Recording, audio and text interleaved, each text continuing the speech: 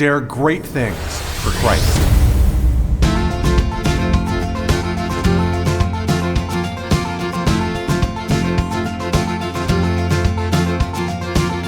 Christ calls us to dare great things.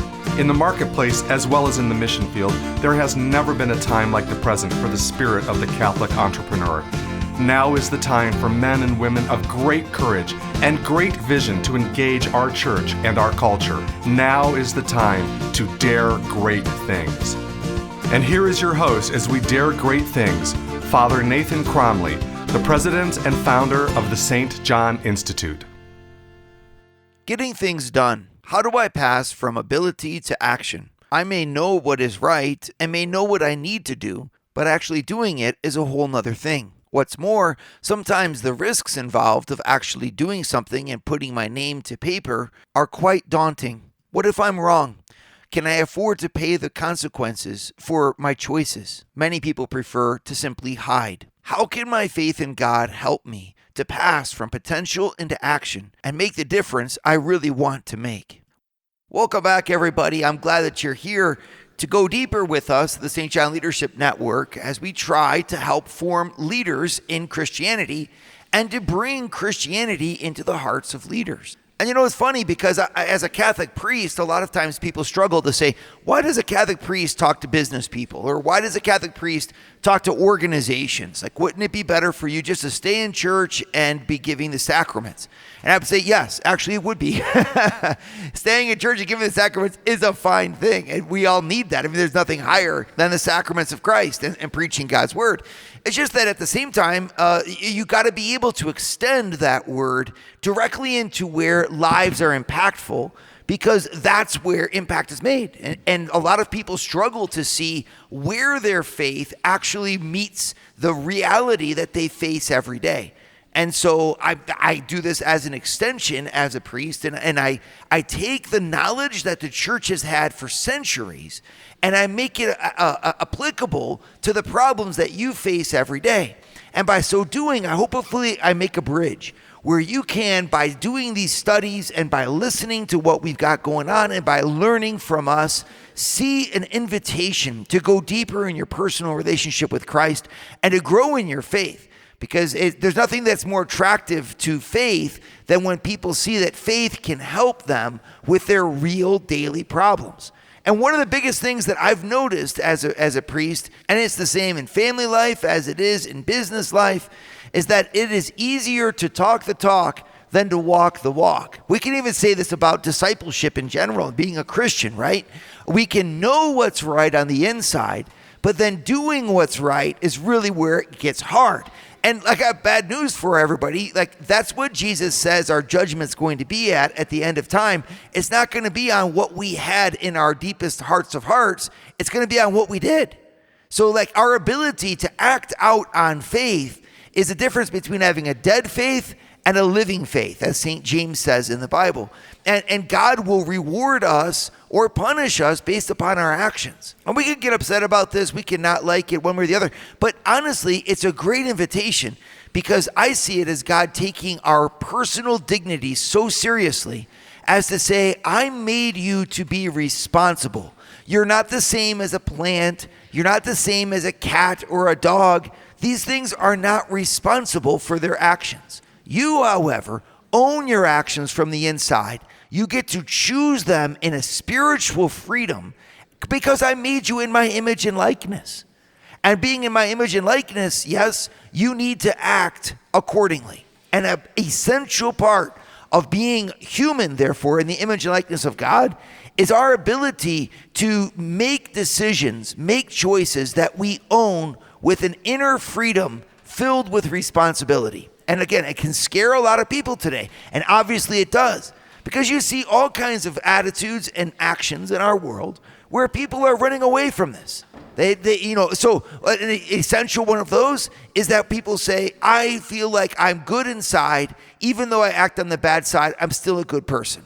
And I'm like, yes, there's a lot of that's true. And you are a good person, and all of us make mistakes, and all of us do bad things, even on purpose sometimes. And all of us are less than what we could be. I'm not really addressing that question, because at least you're trying, at least you're acting, and sometimes you act poorly.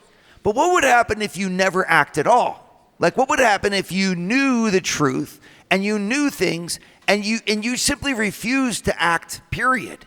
So you make a decision. You've gone through a whole strategic planning process with your team. You've decided on the following, 3 objectives that you're going to be hitting this year as your key objectives. And then you need to pass into an action and actually begin. And you just start to wimp out, right? Because now you have to hire. Now you have to take a loan out. Now you have to, take a risk and stretch this person. You have to have a difficult conversation to move this person from this position to this position on the team so you can hit the objectives. You got a question. You have all these things that suddenly are difficult to do. And so you just kind of wait and sit back. And it's almost like a lot of people deal with problems in general. They treat problems like they're people. They say if we bury them, they'll go away. Well, it's not the case. In fact, problems are like seed. If you bury them, they will grow and multiply. We have to learn to face the challenges and face the problems. And that's where a lot of leaders fail. And you can see it across the board. I think about marriages a lot of times where a typical wife will come to me saying, I tell my husband to do things, and he doesn't do them. He says, yes, yes, yes, but then it never gets done. And they come all exasperated, And I typically, putting on my priest hat, I say, well, if it hasn't worked for the last 25 years to nag your husband, maybe you could try a different approach. Maybe there's another tactic. I mean, on the one hand, you're just exasperated because he's never doing it. But on the other hand, it's like, obviously you getting exasperated and nagging him isn't working. At the same time, like you can see, it's not only with husbands, but it's believers who don't tithe, who don't support their church. It's people, no one volunteering at different clubs, letting great movements and initiatives to help young people fade away just because there's no one to do the cooking or no one to do the cleaning up afterwards. There's like a spiritual sloth and lack of energy that is not just found in the workplace and in that type of leadership, but that's found in general. And it's where we choose to stay in what is potential and what we know we could do instead of braving the cold and the windy waters of actually doing something with consequences attached to it. And the longer that we prolongate youth in our society and treat our young people like they're just young instead of people, we will continue to build an insulated environment where choice and the thrill of risk and the realism of shaping yourself and your destiny by freedom is not rewarded. This is not the attitude that God makes. He gives us free will from the moment we're created in the womb. And when we reach the age of reason, we have moral responsibility. That's why Catholics hear confessions for children from the age of 7 on up. Because from 7 on up, they're making choices to either act or to not act. And they're responsible for those choices because they have the use of reason. Well, we all do. Right? So how is it that therefore I can move from a culture that says you don't have to do anything and actually you're rewarded by not choosing into a culture that says whether you're right or you're wrong, at least you did something. That's where Christianity shines with a wonderful proposition that I actually think is more attractive for our young people than the proposition of a secular culture that robs them of the glory of decision and exchanges it just for safety. We're going to talk more about that. Would you like to hear more from Father Nathan? Join the St. John Leadership Network and receive a 2-minute glance at the gospel every Sunday morning right to your phone. To learn more, go to www.stjohnleadershipnetwork.org/member and join for free today. So we're talking about the glory of risk and the glory of making choices as part and parcel of what it means to be human. And I want to go back and extend this to you as a leader, because when you are trying to develop your ability to influence your company, influence your stockholders, influence your followers, influence the people that you manage, one of the key aspects is that I have to be a person of action. Thinking about things is safe. Making plans is safe. right? I can stay in the womb of what might be and what could be. But when I actually pass into action, I show my colors, I reveal my true self, so to speak. This is a frightening thing, and because it has consequences. What if they don't like me? What if they don't follow with me? What if I fail? I mean, who will punish me if this plan doesn't go down? As long as I only have a plan, or as long as I only have a type of vague intention inside, I don't have any consequences. No one's going to get mad at me for thinking about doing something, right? They're going to get mad at me about whether it works or it doesn't work. And that can be very scary. Our jobs can be on the line. Our managers can be looking for numbers and production from us. And it just seems so much easier to be the one that's sitting in the stands coaching or talking about what's happening on the playing field instead of the one who's actually carrying the football. And I think it's the same in businesses as it is in our families. Because why is it that it's so hard for me to actually mow that lawn? Why is it's so hard for me to clean the house? There's something going on inside of my mind that's keeping me from crossing that 1-inch threshold that makes all the difference. To actually engage the talents that I have towards the need that I'm trying to meet. It's a 1-inch threshold, and it's called making an action. Well, fortunately, this is where Christianity really shines and can help. There are many reasons for this, but principally, we got to remember that at the heart of the inability to go from a plan or an intention into an action is going to be a form of fear. It might surprise you. You might say, well, no, it's just laziness. I want you to look at it from a different perspective. I want you to look at it as, what am I gaining by not acting that I'm afraid of losing if I do act? What do I get out of staying in a passive position with respect to this situation or this choice? And what do that I'm going to lose? Right? So if I have a good position in the company and I try an ambitious strategic plan, I could lose my job. Right? If I have a certain status quo with an employee where things are at least peaceful and I have a difficult conversation with them, I could inflame the situation. Right? If I had a comfort right now on my couch and I go out to mow the lawn, right? The proverbial worst case scenario, I could, in fact, lose a beautiful afternoon where I could not think of anything and instead busy myself doing something that I'll have to do again next week anyway. There's an operative moment in our minds where we pass through a type of practical logic. St. Thomas Aquinas calls it a practical syllogism, but you can call it what you'd like. What he's saying is that you have a reasoning in your mind, and in that reasoning it's going to say, it is better for me to not act than it is for me to act. And I want to say that sometimes that could be the case in a particular scenario, but by and large in life, it is not a way to live. And if you go, and by and large as a rule, and you find yourself repeatedly doing this, saying, it is better for me not to act than to act. You need to question that, because it might be better for you, given in a certain set of individual or self-centered, self-regarding circumstances, to not act. But in the long term, every human being was made for action. We were made to give ourselves. We were made to love. And action comes from love, and action determines love. And a life without love, that is a life without action, right? A life without actions filled with love is not a life that's worthy of its true calling. Christ calls us to give love, and therefore he calls us to act, and that might mean risk to ourselves, but it is even greater risk to not act at all. To stay back in a potential land where everything is safe and there's nothing that can hurt you, but where you don't actually emerge out of the planning and out of the development into results. And let me tell you, if nothing else, there's nothing more frustrating for the members of your team than when the leader of the team refuses to do what obviously needs to be done.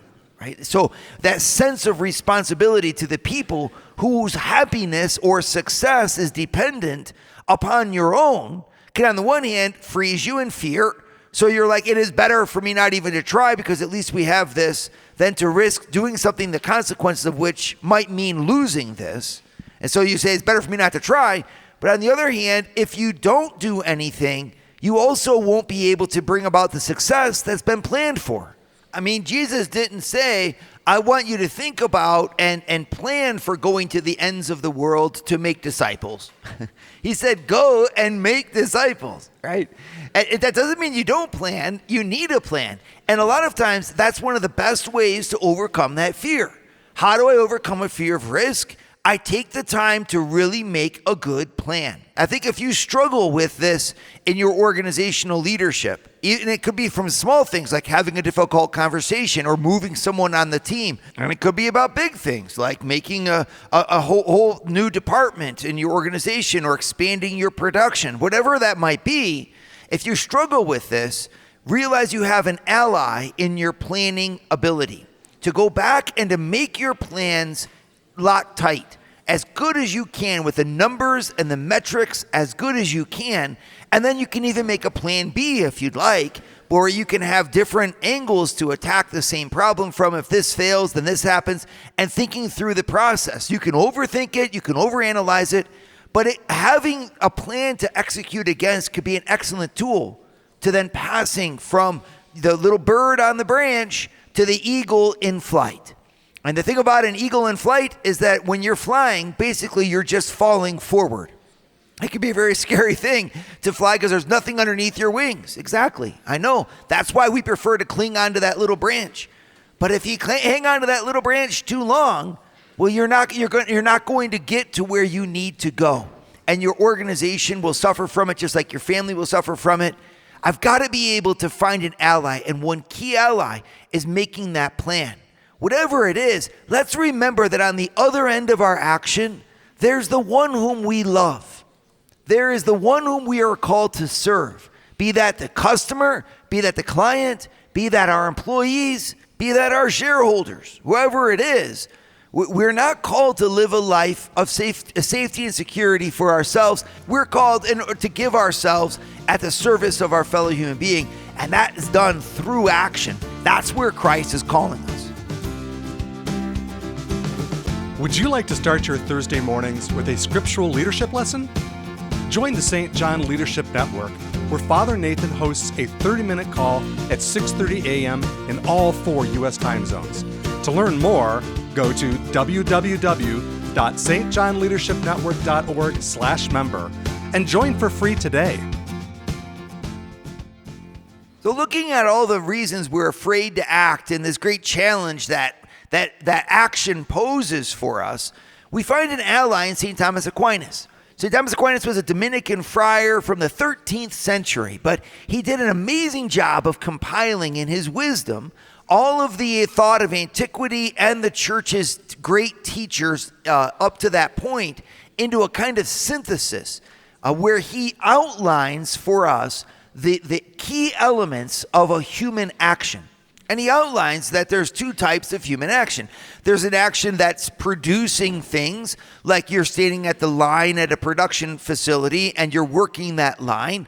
Well, there you don't have to really think too much about it. As soon as you go to the job, it means you're going to be doing that job. They tell you what to do. They tell you to punch in. You punch in. You have this time, a slot. They give you the tools. They give you the objective, and you do what you have to do, right? So there's not a lot of effort needed because the effort was to show up at work.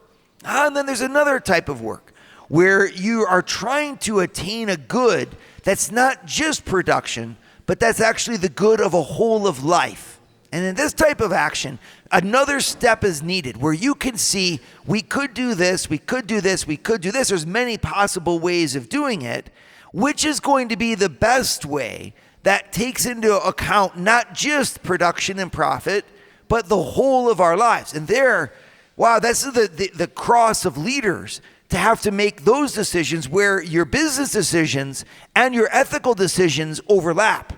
And for there, he says, there's a special act that's needed to pass from the planning where you have many choices you could make into the actual action. And that passage he refers to as imperium. imperium, I-M-P-E-R-I-U-M. It's a Latin word, and it means command, where the mind, he says, has to command the will, do this. So the slogan for Nike, right, just do it, actually is a great translation of that exact word. And they may have even gotten it from there somehow in their mind, because it's this command where the mind has to just tell the will, even though you're afraid, little heart, of all that could happen and all of the things that are risky. The mind says, this is the one and you must do it. And that active imperium is key for our success, not only in business, but in life. And what Aquinas goes on to show us beautifully is that act of imperium is the mind at the service of the will. It's the mind at the service of the heart, which means the very first thing that we need to get in touch with to do this act well, to stop being people who are just passive or potential or having a good heart, right, but not necessarily doing anything with their lives, is to get in touch with our love. If you show me where your love lies, I'll show you where your life lies. What do you love more than yourself? Right? And the more someone's in touch with that, the more that they brave action. I'm thinking of the beauty of a young mom, for example, right? These women, like, it's all wonderful, and they get married, and it's all great. And then they have these kids, and it's like a lioness is released upon the world. They can balance two of them at the same time while picking up something off the ground and talking to their friend on the phone. And if their days are just nonstop filled of activity. You can't afford to be a young mom and to just, like, at the same time relax in your life. You are a woman of action, right, when you do that. Why is that? Well, it's because of the kids. I mean, they don't even think twice about it. You go to bed thinking about the kids. You wake up thinking about the kids. You live your day for the kids. That's a beautiful example of what if I had the same love for Jesus and everything that I did. And this is Christianity again, where God comes in to say, I'm going to permeate your life with purpose. A Christian should be a person who lives in perpetual purpose. There's nothing that I do during my day that's not aligned with the love that I have in my heart for my God. Because God has come to this world in order to lift me through everything back to himself. He is behind every circumstance. He's behind every opportunity. He is behind every aspect of my life, asking me to live it for him. This means that for a Christian, the real problem isn't whether or not we're going to make mistakes. It's whether or not we're going to try. He talks about this in the parable, for example, right? He says, some guys I give 10 gifts to, and then they make me 10 more. Congratulations, that's wonderful. They'll get a reward of 10 cities. Other people I give only 5 to, but they make me 5 more. And that's great, I give them 5 cities. But then there's the fella that has the gifts and he buries them. And he says, the reason I buried them is because I was afraid of you. He says that person, he take away what he had, he didn't even try. And then, basically he goes on to a punishment. And it's an incredible parable that our Lord speaks about, because he's saying that the real problem isn't what you risk. The real problem is that you're not going to take a risk at all. You've allowed something in your life to be bigger than your love. Again, I'm not saying to be foolish. I'm not saying you have to do everything all the time, but to own the fact that you're not doing it. That's actually an action. To say this is not the way to go. We're going to turn away from this. That's not what I'm talking about. It's when I know what I need to do and I know what I should be doing and I choose to demur. Okay, that is not where God is going to be found. Love doesn't demur, right, from doing what it knows it needs to do. Love makes us bold and makes us courageous. And especially the love of Jesus Christ, who so loved the world that he braved the horrors of the passion in order to save us. This is our model and what he expects of us in exchange. He wants us to brave the horrors of the laundry that we need to fold, which can sometimes be quite horrific, right? Or brave the horror of another family reunion with awkward conversations of people that you were fighting with, right? It's the same thing. Brave the horrors of leading your company like it was God's company and doing what's right for your people, even though There are so many things that you could do that are different. All those things, that bravery, that courage to pass into action is a courage that flows from love. And the mind comes to the aid of the weak heart, which sees the risk and what we could lose by loving, to say, here is a good plan. Execute against this plan.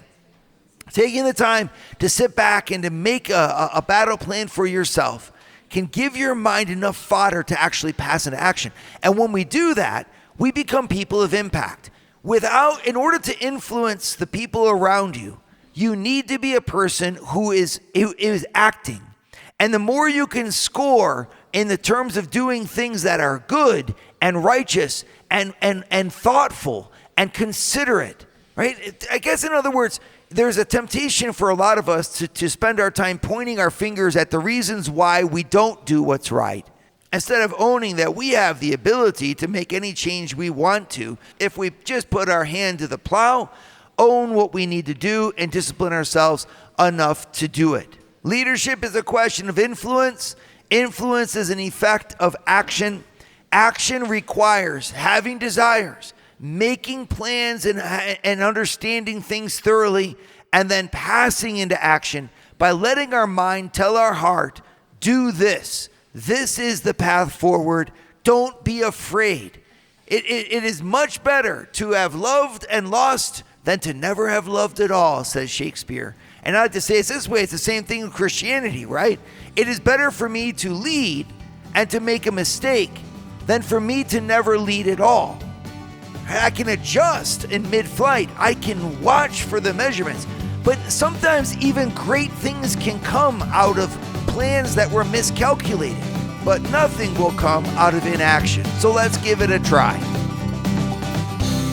Dare great things for Christ. Share your feedback with Father Nathan. Send us an email at info@stjohninstitute.org. That's info@stjohninstitute.org. And don't forget to subscribe to premium video content to form, unite, and inspire you at Eagle Eye Pro on our website, eagleeyeministries.org. That's eagleeyeministries.org.